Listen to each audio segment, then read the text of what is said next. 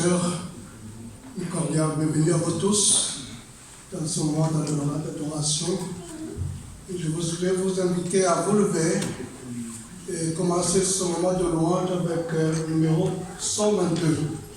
122. Pour qui sur la terre habiter.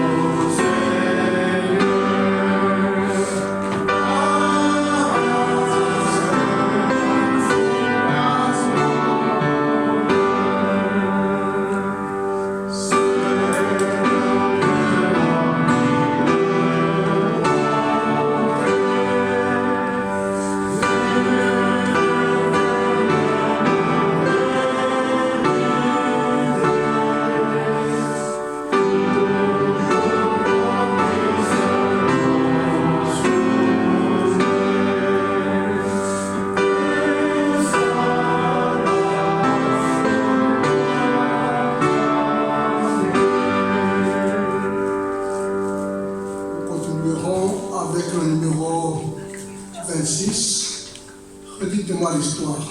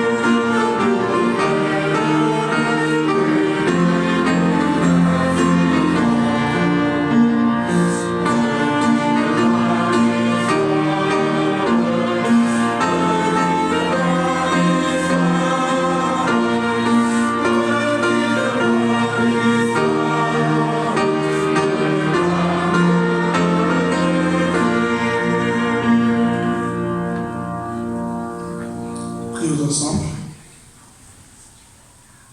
Notre Père Céleste, merci beaucoup de nous avoir amenés ici pour t'adorer, pour te louer et pour te rendre gloire. Merci de la protection qui a été sur nous au cours de cette semaine passée. Merci parce que tu nous as donné tout ce qu'il faut afin que nous puissions vivre. Aujourd'hui, nous venons écouter ta parole, Seigneur. Et nous voulons prier pour Colia qui va te présenter et que tu puisses préparer nos pensées afin que nous puissions la recevoir correctement et surtout afin que nous puissions la mettre en pratique. Nous voulons prier ce moment, en ce moment pour les malades et pour ceux qui sont en train de te prier en ce moment même. Nous voulons prier pour les autorités de ce pays pour qu'ils puissent continuer à œuvrer selon ta volonté et que ton peuple puisse être bénéfique. Nous voulons, Seigneur, que nous puissions bénéficier de tout ce que tu nous as donné pour ce repos du sabbat et que nous puissions être heureux, Seigneur. Bénis-nous le moment que nous allons passer ici. Ce sont les grâces que je te demande au nom de Jésus. Amen. Amen. Nous avons le soir.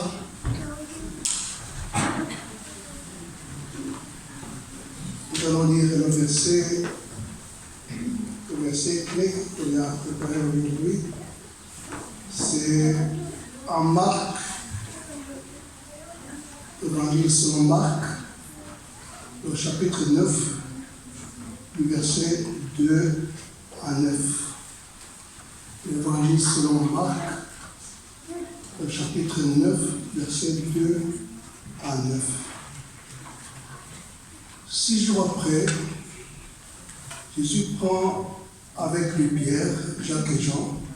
Il les conduit seul à l'écart sur une haute montagne. Il fut transfiguré devant eux. Ses vêtements devinrent resplendissants, une blancheur telle qu'il n'est pas de teinturier sur terre qui puisse blanchir ainsi. Élie avec Moïse leur apparurent. Ils s'entretenèrent avec Jésus. Pierre dit à Jésus, « Rabbi, il est bon que nous soyons ici. Dressons 3 tentes, une pour toi, une pour Moïse et une pour Élie. » Ils ne savaient que dire car la peur les avait saisis. Survint une nuée qui les couvrit de son ombre, et de la nuée survint une voix. « Celui-ci est mon fils bien-aimé, écoutez-le. » Aussitôt ils regardèrent autour d'eux, mais ils ne virent plus personne que Jésus, seul avec eux. Comme il descendait de la montagne, il leur recommanda de ne raconter à personne ce qu'ils avaient vu jusqu'à ce que le Fils de l'homme se soit relevé d'entre les morts. À présent, je vous invite à suivre la prédication présentée par Paulina.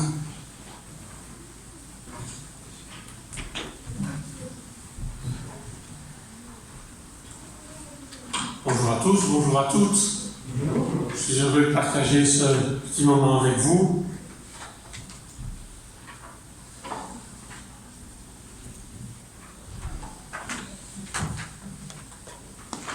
On vient de vous lire le récit de la transfiguration. Et ce récit commence par ces petits mots. 6 jours après, Jésus prend avec lui Pierre, Jacques et Jean. Quand on voit ce genre de paroles dans un récit, qu'est-ce qu'on doit faire? Il faut aller voir ce qui se passe avant. 6 jours après, s'il le dit, c'est qu'il y a un lien étroit avec ce qui précède. Après quoi alors? Qu'est-ce qui s'est passé juste avant? On le trouve dans le chapitre qui précède, le chapitre 8 de Marc, au verset 22 et 27.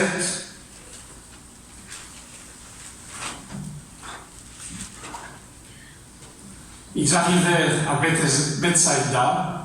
Jésus sortit avec ses disciples vers les villages de Césarée de Philippe. Vous savez où c'est Bethsaïda? C'est au bord du lac de Galilée, sur la rive nord, donc tout à fait au-dessus, à la frontière du pays d'Israël. Et donc Jésus et ses disciples sont en chemin entre Bethsaïda et une autre ville qui s'appelle Césarée de Philippe. C'est une ville qui est encore plus au nord, donc en territoire païen, si on peut dire. Ils sont donc sur ce chemin. Qu'est-ce qui se passe là? En chemin, il se mit à demander à ses disciples, au dire des gens, « Qui suis-je » Ils lui dirent, pour les uns, Jean le baptiseur, pour d'autres, Élie, pour d'autres encore, l'un des prophètes. Et lui leur demanda, « Et pour vous, qui suis-je » Pierre lui répondit, « Toi, tu es le Christ. » Il les rabroua pour qu'ils ne disent rien à personne à son sujet. Jésus pose donc des questions à ses disciples. Qu'est-ce que les gens pensent de moi? Quelle idée se font-ils de moi? Et ensuite, il va les interroger eux-mêmes sur l'idée qu'eux se font de Jésus. Et c'est Pierre, comme toujours, qui prend le premier la parole, qui déclare « Toi, tu es le Christ ».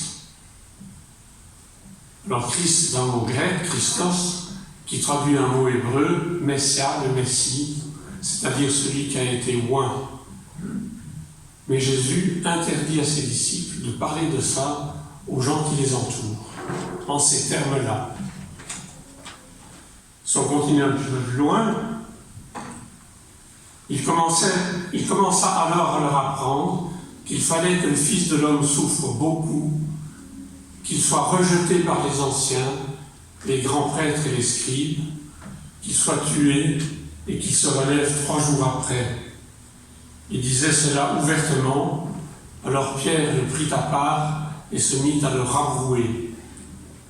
Mais lui se retourna, regarda ses disciples et rabroua Pierre. « Va-t'en derrière moi, Satan, lui dit-il. Tu ne penses pas comme Dieu, mais comme les humains. » Bizarre de dire ça à Pierre qui vient de lui déclarer qu'il est le Christ.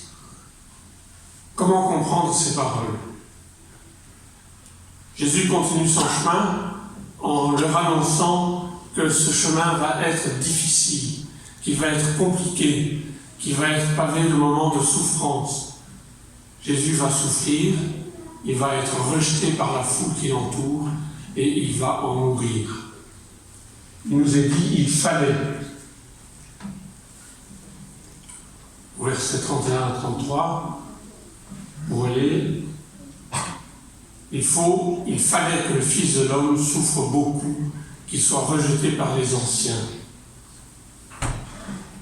Il fallait, ce n'est pas la fatalité aveugle d'un destin, ce n'est certainement pas non plus la volonté arbitraire de son Père, mais c'est le résultat, la conséquence inévitable de l'attitude des hommes face à lui. Alors Pierre, quand Jésus annonce ce chemin difficile, ce chemin de souffrance, Pierre réagit en grondant Jésus. Il le gronde pour ce message. Et à son tour, Jésus va gronder Pierre vertement. « Va-t'en derrière moi, Satan !» Je vous rappelle que Satan, ce n'est pas un nom propre. Satan, ça veut dire l'adversaire. À ce moment-là, Pierre est l'adversaire de Jésus. Vous devez aussi vous-même être prêt à me suivre sur un chemin difficile. Et certains auront honte de moi, rappelez-vous Pierre au moment de la crucifixion, et de mes paroles. Alors c'est quoi penser comme Dieu? Vous ne pensez pas, tu ne penses pas comme Dieu, lui dit-il. Qu'est-ce que Dieu veut pour sauver notre humanité? Est-ce qu'il veut le succès presque magique d'un Messie triomphant, de quelqu'un qui courrait le bec à tous ses adversaires de quelques mots? C'était justement l'une des tentations que Jésus avait rencontrées au moment où il a fait face à l'adversaire dans le désert. Jette-toi du haut du temple, fais quelque chose d'extraordinaire, montre à tous ce qu'il fait, comment tu es fort, comment tu domines les choses. C'est une tentation que Jésus a rejetée. Faire du spectaculaire pour impressionner les gens, voilà ce que voulait Pierre, mais ce n'est pas l'idée de Dieu. Dieu a choisi une autre voie, et il la maintiendra malgré toutes les oppositions qui vont se dresser sur la route de Jésus. Dieu parle au cœur et aux consciences à travers son Fils. Le monde nouveau est tout proche, dit-il. Changez de mentalité. Faites confiance à ce message de salut. Ce sont des paroles qui définissent l'Évangile, que l'on trouve dans le premier chapitre du même Évangile de Marc, au verset 16. Voilà le message de l'Évangile. Changez de mentalité. Faites confiance. Le monde nouveau est tout proche. Le monde du repos dont on parlait tout à l'heure. Le monde de repos est tout proche. Il est même déjà là, dans vos cœurs. Et Jésus est bien décidé à rester fidèle à ce choix de Dieu, malgré les oppositions, et jusqu'à la mort que lui imposeront les humains, même ceux qui croient et se prétendent être les plus dévoués à la cause de Dieu. Voilà dans le contexte dans lequel on se trouve. Jésus annonce des difficultés, Pierre s'oppose en disant « Non, toi tu es le Christ, tu es le Messie, tu ne vas pas faire ça ». Et Jésus lui dit « Si, la volonté de mon Dieu, c'est que je parle au cœur et en conscience, et pas que je fasse des choses extraordinaires pour impressionner tout le monde. » Et c'est à ce moment-là que surgit l'épisode de la transfiguration. Après cette prise de position de Jésus face à sa mission, un épisode qui est plutôt sombre, il faut bien l'admettre, voici maintenant une étape lumineuse sur sa route. C'est une étape qui est capable aussi d'illuminer notre route à nous, quand nous sommes au cœur des incertitudes, des inquiétudes, et tout particulièrement maintenant peut-être, avec toute cette pandémie qui n'en finit pas, dont on ne voit pas le bout, au moment où on parle d'inflation extraordinaire, où le prix de l'énergie augmente de manière démesurée, où il y a des bruits de guerre autour de nous, un épisode qui va éclairer notre route. Dans ces circonstances difficiles, nos repères sont tout bousculés, les restrictions qui nous sont imposées finissent par peser sur notre morale et sur notre santé mentale, ce qui n'est pas sans influencer aussi notre vie spirituelle. Et l'Évangile, à travers cet épisode, nous invite à vivre une expérience de transfiguration. Concrètement, nous sommes invités à regarder au-delà des apparences, au-delà de ce qui apparaît à première vue, pour reconnaître la présence de Jésus venu éclairer nos chemins, pour venir éclairer nos chemins d'humanité et pour nous mettre les pas dans ceux des apôtres Pierre, Jacques et Jean.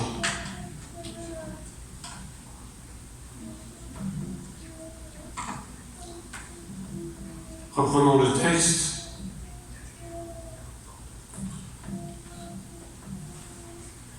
« 6 jours après, Jésus prend avec lui Pierre, Jacques et Jean, et il les conduit seuls à l'écart sur une haute montagne. » Ce n'est pas pour rien que l'évangéliste Marc nous dit que Jésus fut transfiguré sur une haute montagne.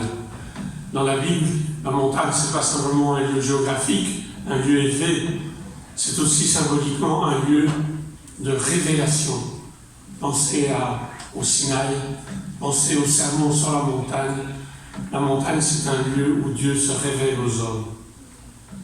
C'est une façon de nous dire quelque chose d'important va se passer, soyez attentifs. Et il nous fait prendre à la fois du recul, il les amène à l'écart, et il nous fait prendre aussi de la hauteur sur la haute montagne.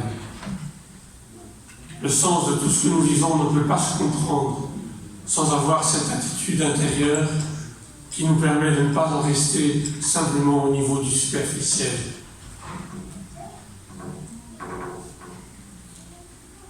Verset suivant. Il fut transfiguré devant eux. Ses vêtements devinrent resplendissants, d'une blancheur telle qu'il n'est pas de teinturier sur terre qui puisse blanchir ainsi. Jésus fut transfiguré devant eux. Luc, quand il raconte le même épisode, nous dit « Il apparaît dans sa gloire ». La gloire, ce n'est pas ce que nous entendons d'habitude, ce qui nous donne la renommée, ce qui nous donne la considération de ceux qui nous entourent. Dans la Bible, la gloire, c'est ce qui paraît sur un visage, quand ce que nous donnons à voir reflète ce que nous vivons réellement à l'intérieur. C'est ça la transfiguration.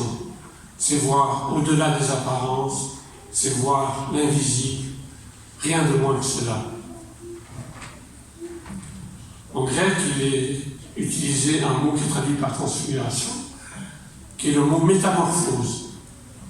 Métamorphose, ça veut dire un changement de forme, un changement d'apparence. Rappelez-vous le début de l'évangile de Marc, changer de mentalité. N'en restons pas aux apparences, car Dieu ne juge pas selon les apparences, vous est-il dit. Ne tombons pas dans ce piège. Il y a tellement de souffrances qui ont pour origine cette manière de vivre uniquement sur le mode de vie de ce qui est superficiel, factice. La transfiguration nous invite à porter un regard neuf, un regard nouveau sur Jésus d'abord, mais aussi sur tous ceux avec lesquels nous vivons, ainsi que sur les événements qui secouent notre monde et notre Église. Verset 4. Élie avec Moïse leur apparurent. Ils s'entretenaient avec Jésus. C'est à ce moment-là que Moïse et Élie apparaissent à côté de Jésus. Ce sont bien sûr deux grandes figures bibliques qui ont marqué l'histoire du peuple de Dieu. Et leur histoire à eux-mêmes s'éclaire par la présence de Jésus transfiguré. On comprend que c'est Jésus lui-même qui était venu éclairer leur chemin et que la Bible nous raconte qu'ils ont vécu, qu'ils ont suivi dans leur existence. Mais leur histoire, c'est aussi notre histoire. Jésus qui est venu accomplir ce que tant de prophètes ont annoncé, Jésus veut nous guider et nous transformer comme il l'avait fait pour eux. Notez que plus tard, sur une autre montagne à Golgotha, sur les hauteurs de Jérusalem, Jésus sera crucifié entre deux brigands. C'est le même mystère de l'amour qui est porté à son extrême. Au moment du récit du lavement des pieds que l'on trouve dans l'évangile de Jean, il est dit Jésus, qui avait aimé les siens qui sont dans le monde, mit le comble à son amour pour eux. Deux visages inséparables nous révèlent qui est le Christ. La gloire d'un côté, c'est le parfait accord entre ce qu'il montre et ce qu'il est, et l'amour qui va jusqu'à le conduire à mourir d'amour, à mourir d'aimer.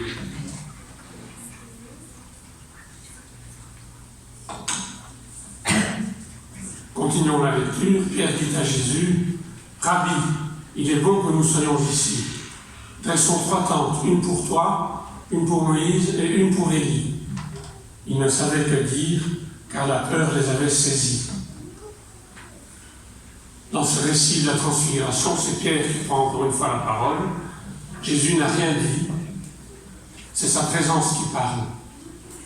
Et ce que Pierre dit, c'est « Il est heureux que nous soyons ici. C'est le bonheur à l'état pur pour eux. » Au point qu'il ajoute « Dressons 3 tentes, une pour toi, une pour Moïse et une pour Élie. » C'est bien sûr pas de camping qu'il est en train de parler, non pas un sac à dos avec des sacs de couchage et une tente sur leur dos, prête à être démontée et montée sur la montagne. La tente, dans la Bible, c'est la tente de la présence de Dieu, le tabernacle, le lieu où Dieu se tient, où il manifeste sa présence. C'est la tente dans laquelle Dieu vit avec nous. Et rien n'est plus grand que ce mystère de la présence de Dieu. C'est ce qu'ont dû expérimenter les 3 apôtres là sur la montagne avec une intensité tout à fait incroyable. Et ce bonheur n'est pas un privilège qui leur est réservé à eux seuls. Il nous est décrit parce qu'il nous est donné à nous aussi, si nous prenons le même chemin qu'eux ont pris.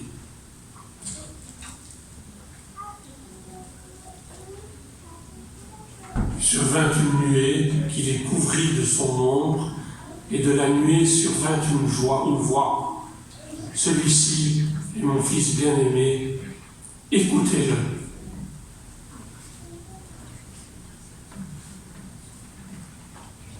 La voix du Père se fait entendre. Elle se fait entendre dans une nuée. Et ce qu'il dit, c'est celui-ci est mon fils bien-aimé, écoutez-le. Ces paroles ne sont pas adressées à Jésus, comme la voix qu'il avait entendue au moment de son baptême. Elle est adressée aux apôtres et à Élie et Moïse qui sont là aussi. Ces paroles leur confirment que c'est bien Jésus et pas du tout les religieux en place qui manifestent la véritable volonté de Dieu. C'est lui qui fait l'œuvre de Dieu. Et ça, c'est une vraie bonne nouvelle. Vous savez que la nuée, depuis l'Exode aussi, signale à la fois la présence de Dieu en même temps qu'elle le cache. La bouée, c'est une espèce de boussole qui montre le chemin, qui permet de garder le cap de l'espoir. L'horizon n'est pas bouché. On dirait, avec les mots d'aujourd'hui, qu'il y a des perspectives, que demain est possible. C'est tout à fait sûr, ce choix de Dieu, ce choix auquel Jésus a décidé de rester fidèle, jusqu'à la mort si nécessaire, ce choix sera tôt ou tard couronné de succès. Le monde nouveau qu'il annonce est le seul qui ait un avenir devant lui. La résurrection de Jésus, dont il sera question au verset suivant, en sera le témoin. La transfiguration, c'est une espèce de flash sur la résurrection de Jésus. C'est comme un éclair qui permet d'entrevoir, malgré l'opposition farouche de tous les hommes, le succès final et définitif de l'Évangile. Mais cet encouragement ne va pas sans une recommandation. Nous retrouvons là aussi le psaume 95 que Jérôme a lu tout à l'heure. Écoutez-le. Oui, écoutez-le. Et nous avons tellement de mal à l'écouter. La voix, c'est évidemment pas celle que transmettent des micros ou des caméras. Il s'agit de cette voix intérieure qui vient des profondeurs de notre cœur. Être croyant, comme disait Eddie aussi à l'école du sabbat, c'est nous mettre sur la bonne fréquence, sur la bonne longueur d'onde, celle qui nous permet d'être branchés sur ce que Dieu veut nous dire, même et surtout en ces moments difficiles de pandémie.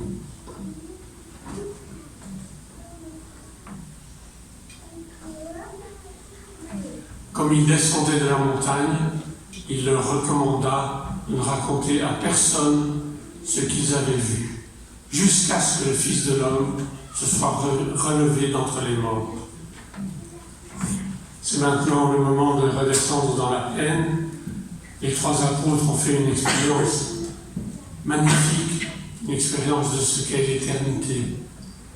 L'éternité, c'est-à-dire pas l'absence de temps, mais la plénitude du temps. La consigne du silence n'a pas pour but de les faire taire. C'est une façon de nous dire que cette expérience a été tellement intense, tellement forte, que seule la résurrection de Jésus permettra le dévoilement complet de tout ce qu'ils ont vraiment vécu et dont nous sommes aujourd'hui, heureusement, les heureux bénéficiaires. Dieu n'a pas voulu que Jésus soit un messie magicien, mais notre grand frère qui nous invite à changer radicalement. Un grand frère qui a décidé de rester fidèlement le porte-parole de ce message de Dieu, malgré l'opposition des hommes. Ce grand frère qui nous aime tellement que pour accomplir cette mission jusqu'au bout, il a décidé de mettre le comble à son amour pour nous en allant jusqu'à la mort. Mais c'est lui aussi qui est ressuscité ensuite. Ce récit de la transfiguration, c'est un coup de projecteur qui, dans les moments difficiles, nous permet de garder confiance. Le plan de Dieu sera finalement couronné de succès. C'est ça le message. C'est mon Fils bien-aimé, écoutez-le et soyez vous aussi des diffuseurs de lumière. Je voudrais terminer en vous invitant à regarder ces magnifiques vitraux. Ce sont les vitraux de l'église Sagrada Familia à Barcelone. Nous avons eu l'occasion de voir avec Jacques et Laurette il y a quelques années et qui sont quelque chose de tout à fait superbe. L'évangile du Christ nous invite à laisser sa lumière nous rejoindre, nous pénétrer et nous traverser pour illuminer tout ce qui nous entoure. La lumière du soleil traverse les vitraux et illumine l'intérieur de l'église de 1000 couleurs. Nous pouvons être des vitraux qui éclairent le monde autour de nous de 1000 couleurs également. Je voudrais terminer en vous disant cette prière. Donne-nous, Seigneur, de rayonner de cette lumière qui jamais ne s'éteint, car tu en es la source intarissable et belle. Seigneur, fais de nous des passeurs de lumière, comme ces vitraux laissent passer la lumière du soleil sans atténuer sa clarté. Donne-nous de laisser ta lumière envahir nos cœurs. À chacun, à chacune, tu confies une couleur, et c'est par leur diversité que l'on verra toute ta beauté. Amen. Amen.